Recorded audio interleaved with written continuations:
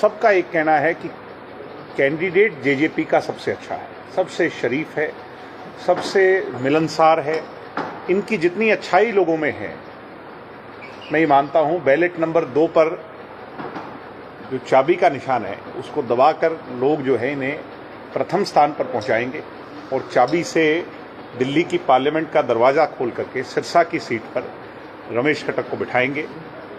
चारों तरफ बड़ा अच्छा माहौल है इनके पक्ष में और ऐसा ही माहौल अन्य 9 सीटों पर जननायक जनता पार्टी के प्रति है।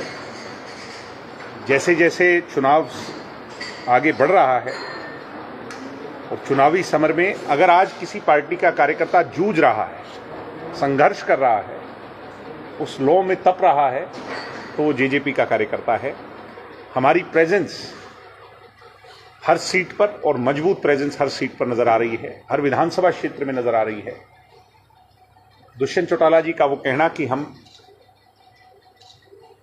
सिर से ठंडे पैरों की तेज रफ्तार का जो उनका नारा है वो आज कार्यकर्ता में कहीं ना कहीं नजर आ रहा है और मैं मानता हूं कि बहुत अच्छा रिजल्ट रहेगा। जननायक जनता पार्टी ज़्यादा सीटें जीत करके हरियाणा में हरियाणवी की आवाज़ को पार्लियामेंट तक पहुंचाने में कामयाब होगी। और इसके अलहदा आपके कोई प्रश्न है, सवाल जवाब है?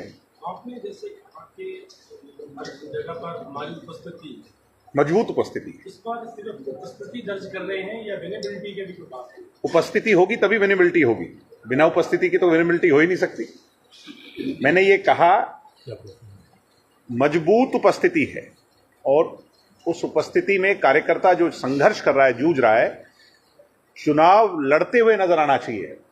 अगर आज कोई चुनाव लड़ते हुए नजर आ रहा है तो वो जेजेपी का कार्यकर्ता है। बूथ पर जो बूथ योद्धा हमारे हैं, मैं ये मानता हूं कि संगठन जिसका मजबूत होगा उसके जीत के आसार अपने आप बढ़ जाते हैं और इसी में कांग्रेस लैग कर रही है। कांग्रेस का संगठन ही नहीं है। बूथ पर कौन खड़ा होगा, बूथ की जिम्मेवारी कौन संभालेगा, ये कांग्रेस के अंदर तय ही नहीं है। तो संगठनात्मक तौर पर हम बहुत मजबूत हैं। पार्टी के राष्ट्रीय अध्यक्ष से आपकी पार्टी नाराज है, उन्होंने उस नाराजगी को जाहिर करते हुए अपना एक विधायक अपने जो कॉन्स्टिट्यूंसी के अंदर अपना सर्वे का एक उन्होंने 3-4 दिन का प्रोग्राम रखा है कि हम अपने वर्करों से राय लेंगे, हमें कहाँ रहना चाहिए, आगे कहाँ स्टैंड करना चाहिए, किस आगे बढ़ना चाहिए। तो लगता है कि वो पार्टी छोड़ने की दिशा में मन की बात पूछना चाहते हो या एक पदाधिकारी होने के नाते पार्टी का स्टैंड पूछना चाहते हो? सच्चाई ये है उनके सभी प्रयास विफल हो रहे हैं। वो हरियाणा का एकनाथ शिंदे बनना चाहते थे, मगर जो हश्र उनका हुआ, प्रयास जो उनने किया, सभी विधायकों ने उनको साफ मना कर दिया। जो वो चाह रहे थे बैक स्टैबिंग करना, पीठ में छुरा घोंपना और बाकी इन चीजों से हमें कोई फर्क नहीं पड़ता। हमारा तो इतिहास रहा है। मेरे परदादा चौधरी देवीलाल जी को भजनलाल ने धोखा दिया, सरकार उनकी बननी थी। बैक स्टैबिंग कर करके गवर्नर हाउस में जो तमाशा हरियाणा में हुआ वो कोई भूल नहीं सकता। उन्होंने देश का प्रधानमंत्री विश्वनाथ प्रताप सिंह को बनाया, विश्वनाथ प्रताप सिंह ने बैक स्टैबिंग कर करके उन्हें ही पद से हटा दिया, फिर भी कोई परवाह नहीं हुई। पार्टियां छिन गई, निशान चले गए, फिर आगे बढ़े, फिर संघर्ष किया। उसके बाद समता पार्टी में कुछ ऐसा हुआ, फिर भी हमने चिंता नहीं की। हरियाणा लोकदल राष्ट्रीय बनी, उसके बाद इनेलो बनी, आज जजपा बनी। बहुत मजबूत है हमारी पार्टी। और ऐसे जो अब क्या कहें उन्हें, साजिशकर्ता कहें क्या कहें, इन चीज़ों से हमें कोई फर्क नहीं पड़ता। हम मजबूत हैं, सशक्त हैं, अपनी लड़ाई लड़ रहे हैं।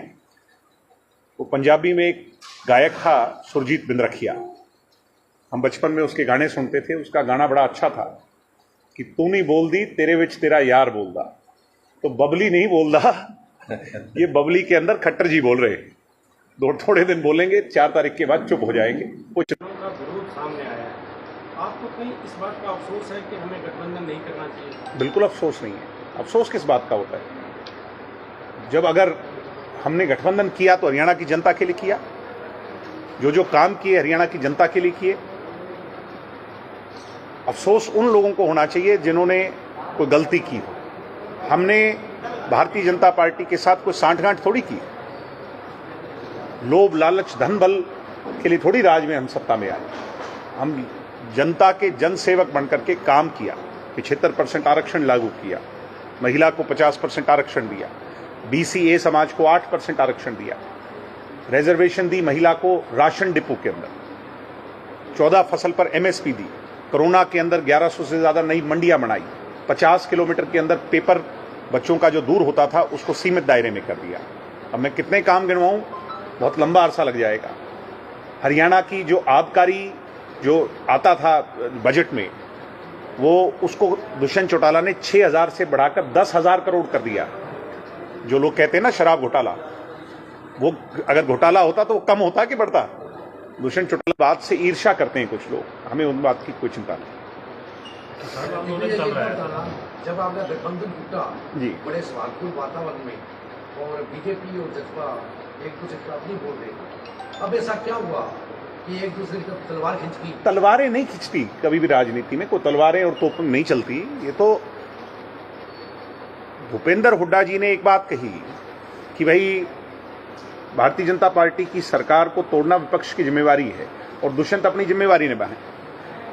भूपेंद्र हुड्डा को ये गलतफहमी थी, हुड्डा साहब को लगता था कि दुष्यंत जी लेटर नहीं लिखेंगे।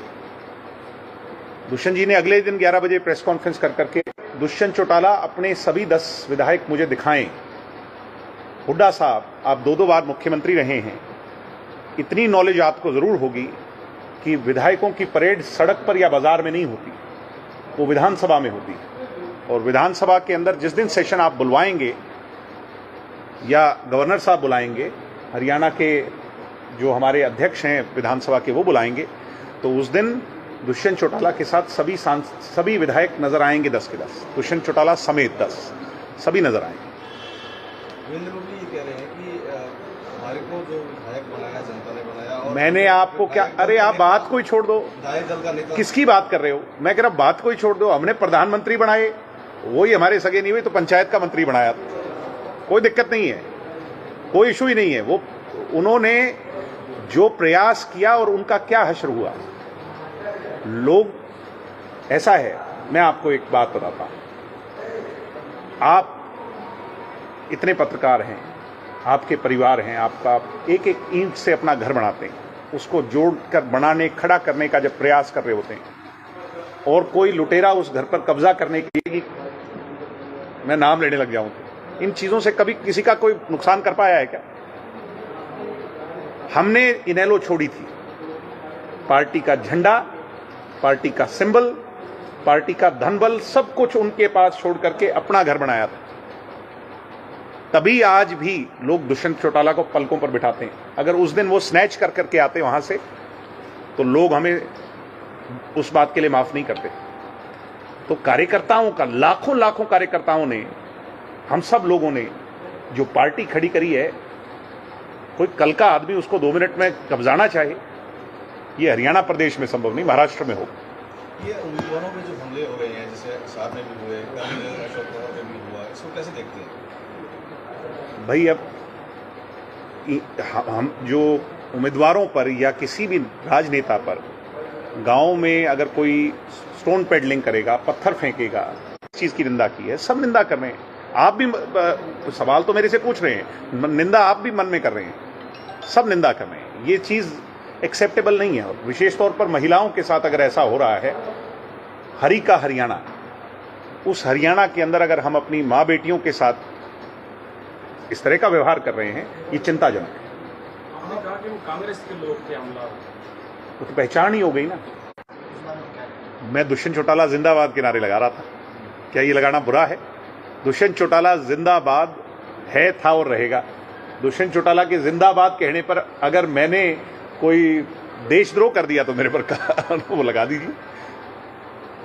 आप आने वाले समय में लोकसभा में क्या भूमिका देख रहे हैं? जिस तरह से बीजेपी तो 400 सीट की बात कर रही है, ऐसा लगता नहीं है। देखो, बाकी सब लोग सुबह से लेकर शाम तक एनालाइज करते हैं, हम तो क्योंकि फील्ड में होते हैं, हमारे पास समय नहीं होता।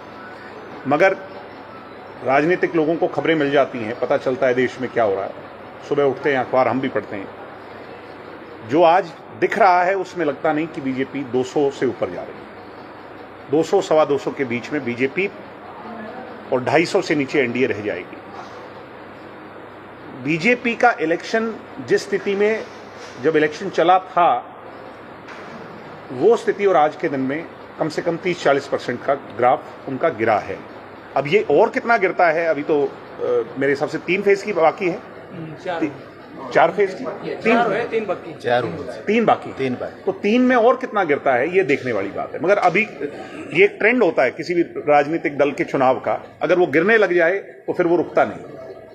अगर वो 250 सीटें लेते हैं और आपकी भी कुछ सीटें यहाँ से आ जाती हैं, अगर वो आपसे समर्थन मांगते हैं तो आपका वो क्यों समर्थन मांगेंगे हमारे से? हमारा तो उनका टूट ही गया, जो रिश्ता हमने बनाया था वो टूट गया, वो क्यों समर्थन मांगेंगे? दोबारा जुड़ने के साथ अब हम विपक्ष में हैं। वो अभी भी कहते हैं कि जेजेपी बीजेपी की बी टीम। तो दुष्यंत चौटाला का वो पत्र क्या कहता है? हरियाणा में बनी चलती सरकार को, 6 महीने की सरकार को दुष्यंत चौटाला ने उसके खिलाफ लिख करके दिया है। बी टीम पता है कौन है? गुलाबी गैंग।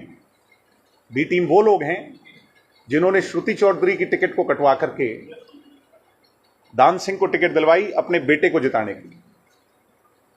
हरियाणा जिसमें 2.5 करोड़ लोग रहते हैं, 3.25 करोड़ लोग रहते हैं, उसमें एक हरियाणवी नहीं मिला। 2 बाहर के कैंडिडेट लेकर के आए, राज बब्बर को इंपोर्ट किया बाहर। बी टीम वो लोग हैं जिन लोगों ने सोनीपत की टिकट, एक ब्रह्मचारी कोई जो है वहां का है, आश्रम चलाते हैं हरिद्वार के, जिनका वोट भी हरिद्वार में है, वो चुनाव 2 बार वहां से लड़े हैं, उनको टिकट दिया।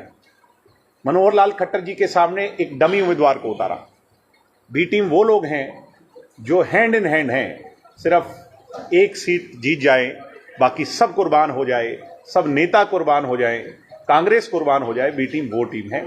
दुष्यंत चौटाला जब तक साथ थे मजबूती से, दुष्यंत ने जिसका साथ दिया मजबूती से दिया, जनता का साथ दिया मजबूती से दिया। हमने काम किया, काम के लिए गए थे और काम के लिए आगे की राजनीति है।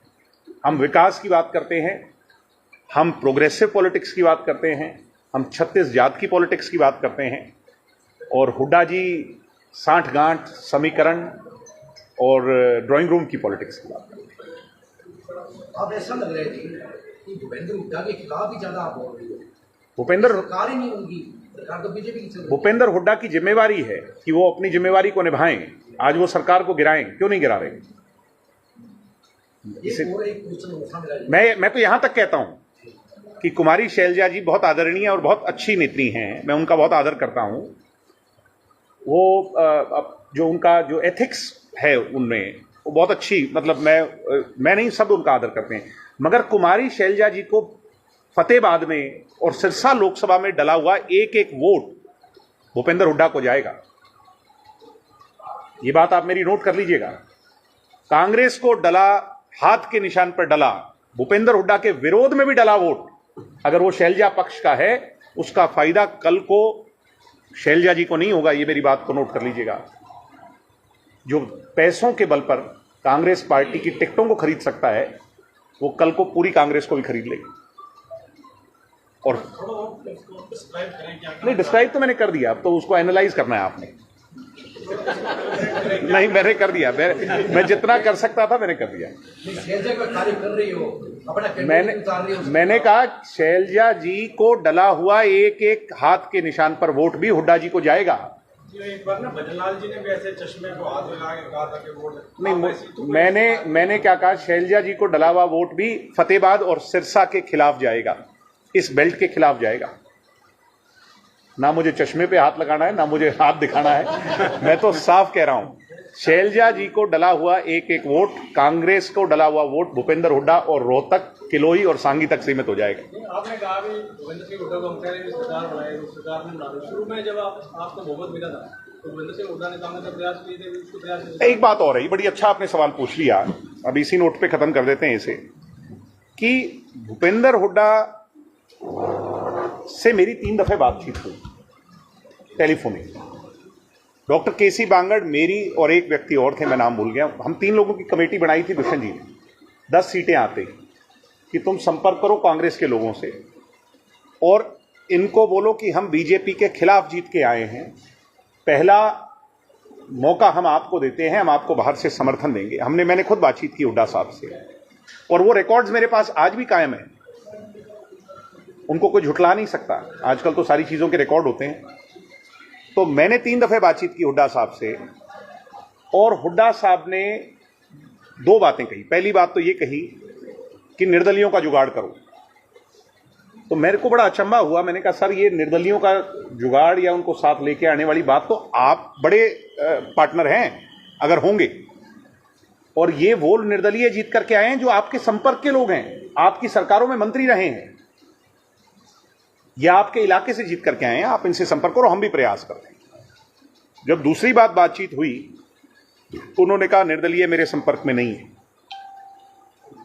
तीसरी बार बातचीत हुई तो उन्होंने कहा देवीलाल परिवार के साथ मैं अगर सरकार बना लूंगा तो भाई मेरी राजनीति खत्म हो जाएगी, अपना रास्ता देखो।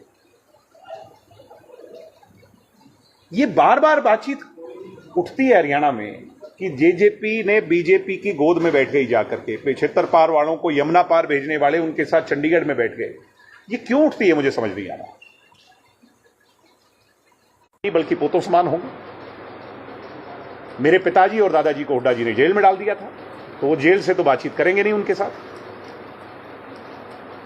तो भूपेंद्र हुड्डा जो है ना, बड़ी डिफेंसिव राजनीति करते हैं। मैं कहता हूं मेरी आंख में आंख मिलाकर के हुड्डा जी ये बात कह दें कि दिग्विजय तेरा कभी फोन नहीं आया, मैं कहते ही नहीं हूं।